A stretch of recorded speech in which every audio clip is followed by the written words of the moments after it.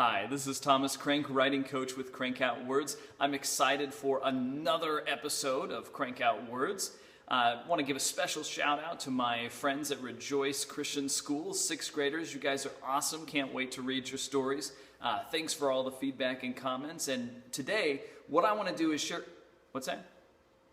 Huh? What? Oh my gosh.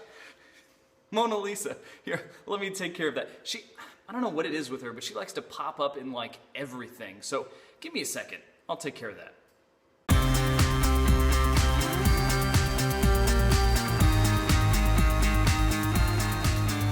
Man, sorry about that, guys. Again, I don't know what it is with Mona Lisa, but she's just a camera hog. She's always getting into the shots. Anyway, let's go ahead and move on. Got some awesome things to share. I want to talk to you about the writer's key to getting ideas in stories. Kind of a secret or a secret weapon, if you will, which kind of reminds me of Lord of the Rings. And actually, now that I think about it, I think J.R.R. Tolkien based the Lord of the Rings on me.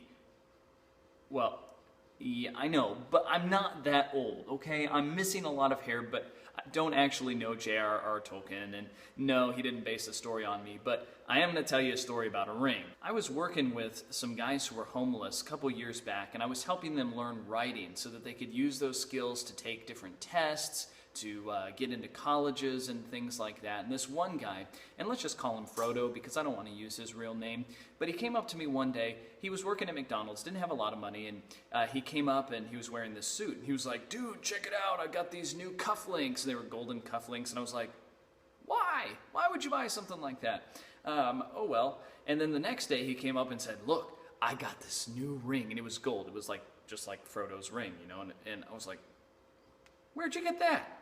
And he said, "Well, my roommate gave it to me." Your roommate gave you a ring. Okay, whatever, I'll believe you. So I go home that evening, and there's a letter waiting for me. I'm like, "Yay, mail!" And I open up the letter. I don't recognize the handwriting or who it's addressed to, and I open it up, and it's not even addressed to me. It's addressed to Frodo. It's like, "Dear Frodo, you have my ring." Sauron? Anyway, I keep reading, and he uses my name. And he says, "Give me back my ring, or I'm going to get my mafia friends together." I'm not making this up. "I'm going to get my mafia friends together, and I'm going to hurt you, and I'm going to hurt your friend, Thomas Crank." I got in my car. I got an envelope. I drove to where Frodo was staying, and I was like, "Dude, Frodo, put the ring in this envelope." Sealed it, put the guy's address on it, mailed it away. I'm like, I'm done with this. So far, I haven't died. That is an excellent example of a place to get stories. I love telling that story. One of my favorite ones to tell. And I remember it because I've kept that letter. And I keep it in my writer's sketchbook. Now, wait a minute. What's a writer's sketchbook? Isn't artists the guys that carry around sketchbooks?